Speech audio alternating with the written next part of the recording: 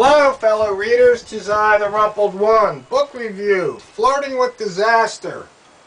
Why Accidents Are Rarely Accidental. By Marc Gerstein with Michael Ellsberg.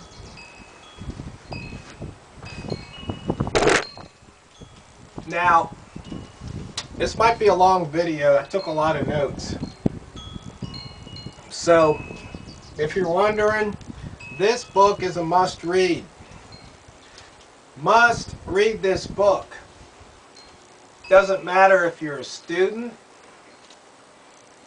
or you're an employee, if you work for the government or work for private industry, public official, head of corporation, you must read this book. It covers many different disasters that we have experienced, and in every case they were preventable.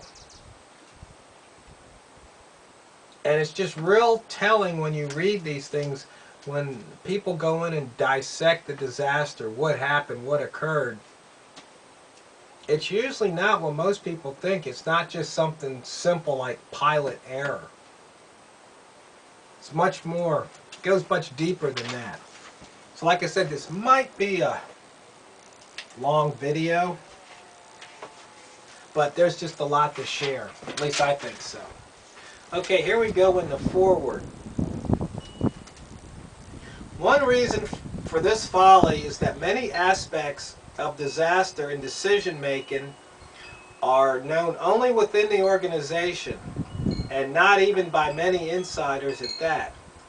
The organizations involved tend not to make relevant and detailed studies of past errors, let alone reveal them outside the organization. In fact, the risk that such a study or investigation might leak to the outside is a factor sufficient to keep inquiries from being made in the first place. Making or keeping possibly incriminating documentation earlier at the time of the decision or later is similarly sidestepped. This deliberate decision within organizations not to try to learn internally what has gone wrong constitutes what I've called, with respect to Vietnam, an anti-learning mechanism. Avoiding improved performance is not the point of the mechanism, but because studying present and past faulty decision-making risks may invite blame and organizational, political, and perhaps even legal penalties, those outcomes outweigh the benefits of clearly understanding what needs to be changed within the organization. Basically saying, you know, people try and cover up their mistakes. It's that simple. They don't want, you know, this whole thing with Snowden, whistleblowing. People in power don't want the people outside of the inner circle to know what's going on. And for good reason. Their reasons. That's the reason why, because they don't want you to know what they're up to. Okay, moving on to page 29. Even experts prefer to apply the human touch to statistical relationships, often at the expense of the reliability of their predictions. It seems that we humans fervently want to believe in our ability to divine patterns and outguess statistics, although there is little evidence that such a thing is possible and much evidence that it is not. Ironically, since people are often unconvinced by purely statistical proof, we should expect the experts to continue to believe that they can outguess statistics even if there is statistical proof to the contrary. Many people, not just experts, prefer to trust their instincts rather than rely on statistics, often employing individual case examples to invalidate a more general pattern so that they can believe what they want to believe. You see? Once again, that's ego talking. It's, you know, if you're one of my trading buddies and you're watching this video and you've watched my other trading videos or read my posts or books that I've written, You know that I'm big on statistics when it comes to trading. I believe in the horizontal line, and I make fun of those squiggly line indicators. And I say, well, show me with statistics. But they want to do all this back testing and other mumbo jumbo garbage. And I just hold my ground firmly. And every once in a while, probably once every other month or so, some trader will write in and ask me a question, and I'll point them somewhere, and they'll come back. And I don't give them the answer that they're expecting. And then maybe after 4 or 5 exchanges, I'll get some, oh, I finally see for myself, thank you so much. And they're off on their merry way. Hopefully their profitable way too. Point is that just got to go with the statistics while we're talking about things like frequency distributions. Not those kind of statistics that can be twisted and turned to make things appear the way you want them to be. The statistics that are just the raw, number crunching, numerical analysis of the data. Let's move on to page 49. Unfortunately, as people run such trade-offs through those parts of their brain wired with ancient programming, the greater mistake appears to be the one that affects them personally rather than the one that produces the greater good. Unchecked intuition, therefore, may not necessarily be the best guide when deciding how to avoid catastrophic mistakes in the modern world, especially when judgment is clouded by a plethora of natural biases, the influence of framing, and the intuitive limitations of computing probability. Nevertheless, people trust their instincts. They, in fact, treasure them. One of the main lessons of this book is that our instincts do not always recommend the best course of action when it comes to avoiding disaster. I mean, they pointed out what happened with Katrina, what happened with the Space Shuttle Columbia. But people would rather believe their instincts than the cold, hard facts. And then others suffer the consequences. You see, if those guys that said launch it, if they had to ride on it, you think they would have said launch it? I don't think so. But then again, I could be wrong. Let's move on to page 63. Were decision makers truly aware of the objective risk being taken? In other words, were they intentionally negligent or just blind? As we will see often repeated, those distinctions are sometimes hard to make. There are several reasons why decision makers might not have taken the necessary steps to minimize the damage to New Orleans and its people. Number one, they might not have had the information they needed to reach the proper conclusion that the risk was serious and imminent. At a minimum, such knowledge needed to be available and fully understood by them for it to be a foundation of action. Number two, even if decision makers had the information they needed, they may have discounted it because of their worldview and political ideology. The issue here is whether decision makers truly believed what they were told. And number three, even if people are aware of a problem, accept its potential harm, and are cognizant of what needs to be done to correct it, they might not be willing to support a solution inconsistent with their own self-interest, be they financial, political, or organizational. In other words, they're going to cover their butts, they're going to save their butts, and they don't care about what happens to anybody else. You see it all the time in politics, time and time again, and that's why accidents can be avoided in most cases. Moving on, page 83. What caused the accident? In the case of Challenger, 3 types of causes interacted to produce tragic results. The first type consisted of inherent design weaknesses in the shuttle.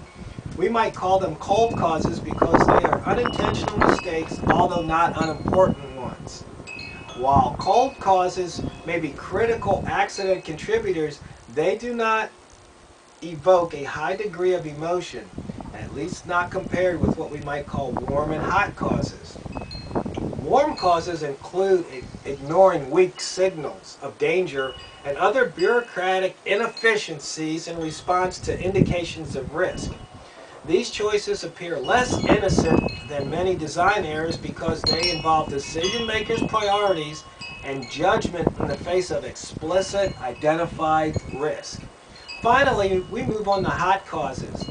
Deliberately subordinating safety to financial and political pressure. With hindsight, such decisions often appear unethical or even immoral. As was the case in Challenger and the Vioxx case, hot causes often consist of conscious decisions that may well expose people to harm without their knowledge and certainly without their consent. So you see, basically, we got a bunch of stubborn, ignorant, arrogant people in positions of power risking other people's lives because they want to protect their political power, position, status in the community, etc., etc., and maybe even their bank accounts, their jobs. Let's move on. Page 109. Normal accidents. In 1984, Charles Perrow, a Yale professor of sociology, added an important idea to our understanding of the ways in which the designs of system interacts with human decision makers to create accidents. Perrow's idea was summed up by the phrase normal accidents. His notion is that systems are characterized by both high interdependence and tight coupling, a propensity to exhibit an uncontrollable domino effect that will be explained in more detail below, are the most vulnerable to accidents. In a statistical sense, accidents are unavoidable when these conditions are present. Now, you see when things are highly independent, and then, like you said, they're tightly coupled, if something goes wrong, it's just a bunch of dominoes. It's an accident waiting to happen. And I think sometimes you can see these things. They're clear to you. Not in hindsight, but in foresight. But for some people, just blinded to them. Because they don't want to see them. Let's move on. Page 142.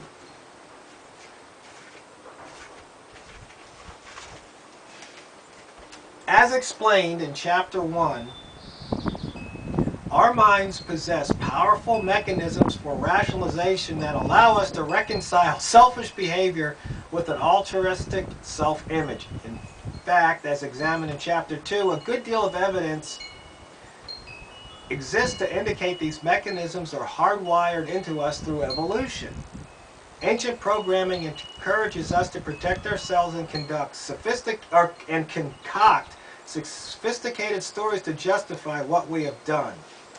As a result, when faced with many high-stakes, greater good dilemmas in the modern world, people's judgment doesn't always produce the outcomes we might hope for. Rather than recognizing that personal sacrifices are a fair exchange for avoiding collective disaster, many people choose to be bystanders no matter what the consequences might be for others. We observe this in the Challenger and Columbia accidents and other cases.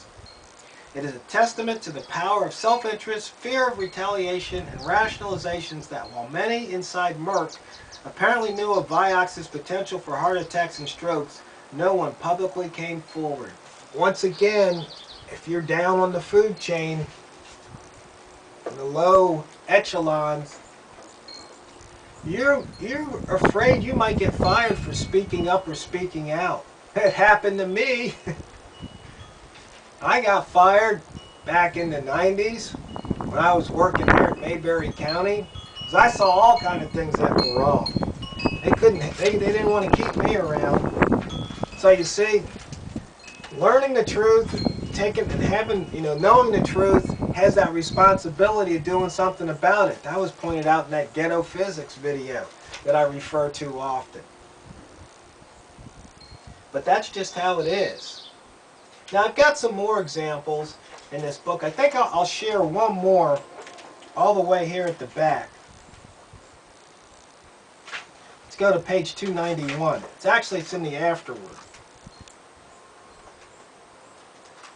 A major reason for the occurrence of disaster is that as humans, we often choose keeping our job, protecting our reputation, getting promoted, maintaining our access to inside information, getting reelected, assuring college education for our children, preserving our marriage, and holding on to our house in a nice neighborhood, all considerations that are neither trivial nor discreditable for any of us, over actions including truth-telling to the public that would risk some of these, but which could potentially save vast numbers of other people's lives.